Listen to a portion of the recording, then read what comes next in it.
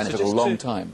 Just to get this right, you were actually working today on an exercise that envisioned virtually this scenario. Almost precisely. I was up until 2 o'clock this morning because it's our job, my own company, Advisor Consultants. We specialise in helping people to get their crisis management response. How do you jump from slow time thinking to quick time doing? And we chose a scenario with their assistance which is based on a terrorist attack because they're very close to a property occupied by Jewish businessmen. They're in the city, and there are more American banks in the city than there are in the whole of New York. A logical thing to do. And I've still got the...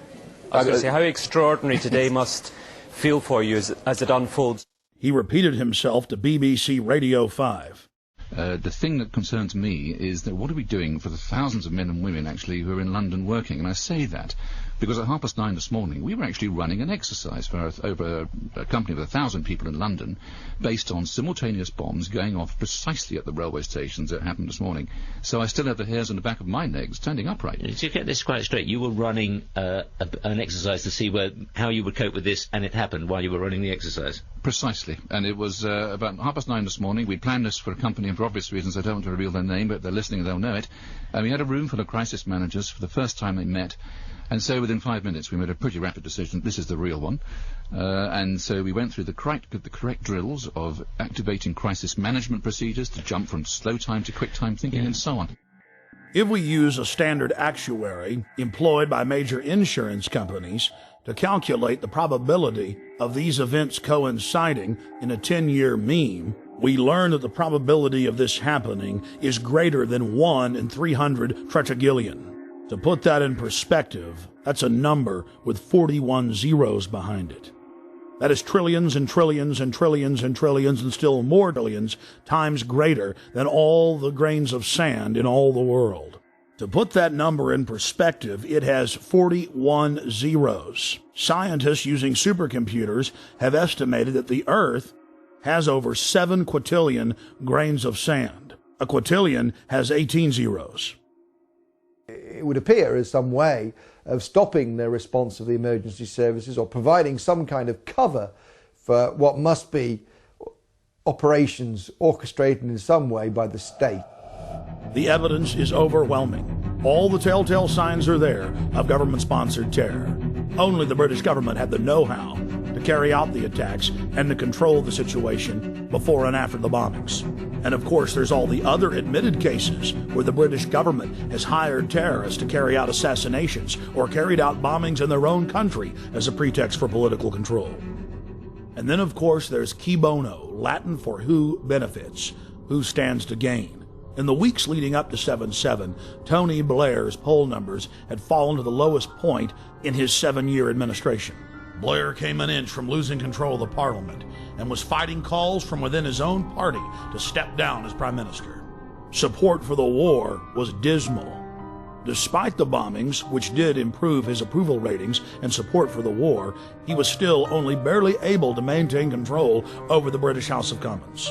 In the wake of the bombings, Tony Blair's administration descended on the British people with a raft of tyrannical legislation, attacking the press, freedom of assembly, and setting up the conditions needed for a martial law takeover of the nation through the Civil Contingencies Act. And of course the bombings took place while world leaders were meeting in Scotland, so Bush and Blair could grandstand and blame the whole thing on Iraq, legitimizing their war. Despite the fact that the G8 World Summit was coming to England on July 7th, the British government lowered the terror threat on the London Underground in early June and conveniently lowered security.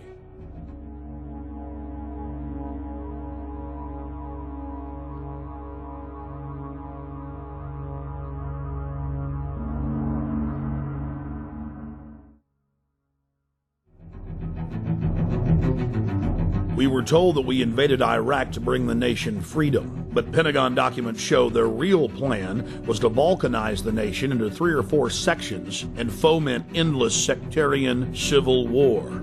The true objective was to ensure the nation remained in turmoil as a pretext to build permanent military bases, as well as delivering long-term profits to defense contractors. Think about it. Do defense contractors make more money if they were just in Iraq a year? Or now the projected decade? United States, British, and Israeli forces have all been caught repeatedly carrying out staged terror attacks in Iraq in an attempt to keep the war going. In the interest of time, we'll look at just one example. In late September of 2005, in the British-controlled city of Basra, 2 British Special Forces SAS commandos attacked a group of police at a checkpoint, killing one and injuring another. When they were finally subdued and brought into custody, their car was filled with plastic explosives, automatic weapons, rocket-propelled grenades, and other bomb-making materials. Why would members of Britain's most elite fighting force, the Special Air Services, be dressed up like Arabs out shooting police with a car full of plastic explosives in a city that had been racked by sectarian violence? The governor of Basra in Iraq ordered that the British soldiers be held for trial for the murder they'd committed. Within hours of their incarceration, dozens of British tanks and hundreds of soldiers assaulted the main police station in Basra, killing jail guards and police in the process to free the 2 commandos. Over 150 prisoners escaped, and the controlled mainstream media reported on the incident as if it was no big deal. We cannot wait for the final proof. The smoking gun. It could come in the form of a mushroom cloud. The United States knows that Iraq has weapons of mass destruction. Saddam Hussein already possesses 2 out of the 3 key components needed to build a nuclear bomb.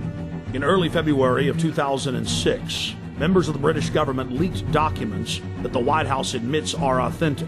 Known as the White House Memo, it is the minutes of a pre-war meeting between Prime Minister Tony Blair and George Bush in the Oval Office. The minutes contain the discussion of a classic false flag operation, where Bush tried to lure Saddam into war using UN aircraft. Mr. Bush told Tony Blair of the extraordinary plan during a meeting in the White House on January 31, 2003, 6 weeks before the war started, the Times of London reported. The Times reads, President Bush had plans to lure Saddam Hussein into war by flying an aircraft over Iraq painted in UN colors in a hope he would shoot it down. The memo also contained details of President Bush's plan to have defectors claim they had seen weapons of mass destruction that didn't exist.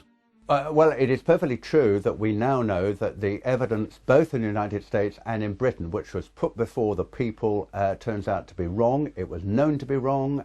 It was fed to Parliament. It was fed to Congress in order to get the necessary support. But we don't want the smoking gun to be a mushroom cloud. When Congress threatened to block the reauthorization and expansion of the USA Patriot Act in 2006, President Bush announced that he would still enforce the law even if it was not a law. That, by its definition, is dictatorship. When President Bush was caught secretly paying off reporters and newspapers and television stations across the country to the tune of $1.6 billion in 2 years, the Governmental Accounting Office declared it illegal. Every single action by itself was a felony, and there were tens of thousands of instances. President Bush simply said that he was above the law, and it didn't matter if Congress said it was illegal, he was going to continue the practice. When a leader declares themselves above the law, you are living in an official dictatorship. We have found out from our time in the services that there are certain people in the press who work as agents of influence of the intelligence services. In Britain, it's very easy to reward people with privileges, with contracts, with honours, with appointments to the House of Lords, with knighthoods and so on. So no money has to change hands, but those people know very clearly that they have a job to put out propaganda on behalf of the services. Now, I have no problem, of course, with the services arguing their case in the media, but if they're going to do that, like anybody else, they should declare where they come from and why they're stating that point of view. Fortunately, as a result of our book, Spies, Lies and Whistleblowers, one of the prominent agents of influence, in fact 2 prominent agents of influence, Dominic Lawson and Con Coughlin, who both work for the Sunday Telegraph, have had to resign. Because, of course, once you're exposed as an agent of influence, you can no longer do that job because people just simply say, well, he's saying that because he's working to an MI6 brief.